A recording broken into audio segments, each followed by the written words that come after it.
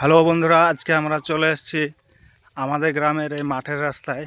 দেখতে পাচ্ছেন চারিদিকে পাট, প্রকৃতির মাঝে এই রাস্তাটি অনেক সুন্দর। এখানে অনেকেই বৈকাল হলে এখানে আড্ডা করতে আসে। খুব সুন্দর একটা পরিবেশ।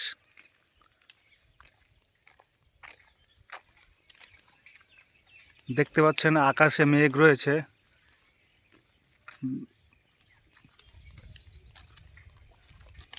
দেখতে পাচ্ছেন আকাশে মেঘ রয়েছে কিন্তু বৃষ্টি নেই।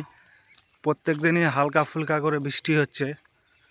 এবং এই রাস্তাটির শেষে আমাদের গোবরানালা নদী রয়েছে এবং এই সমস্ত পাট সে গোবরানালা নদীতেই পচানো হয়। কিন্তু এবছর বৃষ্টির অভাবে চাষিরা খুব সমস্যায় রয়েছে। একসময় এই গোবরানালা নদীর সঙ্গে ভাগীরথী নদীর সংযোগ ছিল।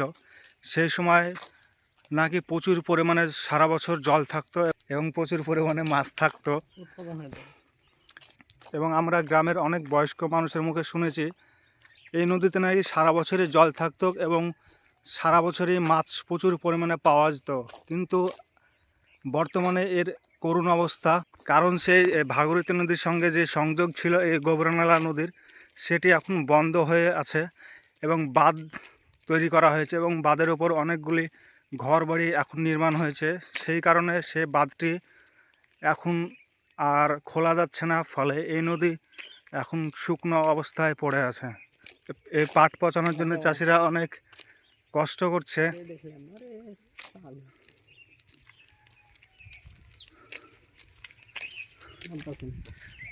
এবং এই নদীর জলের উৎস হলো একমাত্র বর্ষাকালের বৃষ্টির জল। কিন্তু আজ থেকে প্রায় 10-15 দিন ধরে আকাশে মেঘ রয়েছে।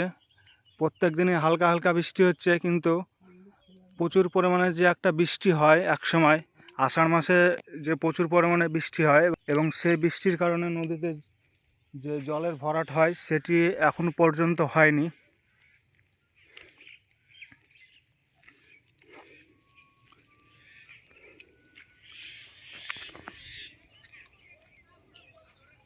ওই যে দেখতে পাচ্ছেন আরও অনেক ছেলেরা আসছে এইদিকে। সত্যি খুব সুন্দর একটি জায়গা, আসলে প্রাণটা যেন জুড়িয়ে যায়।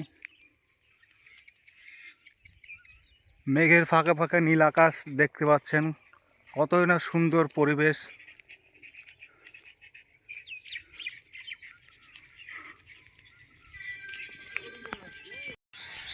এবং এখানে দেখতে পাচ্ছেন আর ধান লাগানো হবে, তাই ধানের বীজ ফেলা হয়েছে। দেখতে পাচ্ছেন ধানের বীজ রোপণ করা হয়েছে।